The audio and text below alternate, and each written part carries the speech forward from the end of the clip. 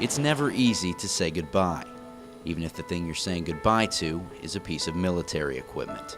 It's been around 1 week since the 1st Infantry Division's Kiowa Warriors executed their final flight at Fort Riley, an event where a 25 aircraft formation took the sky during the division's annual victory run. The purpose of the flight was to send out the airframe in style, after the Army announced it would be replacing the Kiowas with the AH-64 Apache.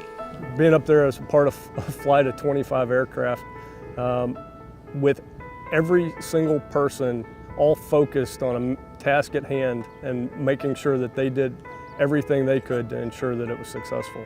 That's really special. The opportunities to be a part of something like that is really pretty exceptional. If Beyer seems nostalgic about the experience, it's for good reason.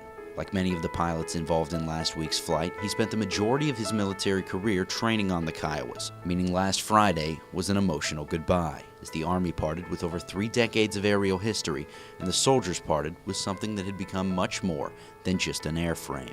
I've been flying this since 1999, so for me, in my Army career, this is the machine that gets me to the battlefield, and this is the machine that I've come to know and love and trust.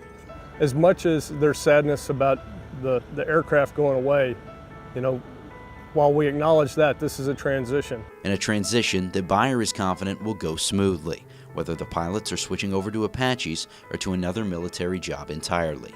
There's just a different mentality within the CAV, and I think that's why last week went off as well as it did. We've already had a lot of transition in our unit for people over the last couple of months.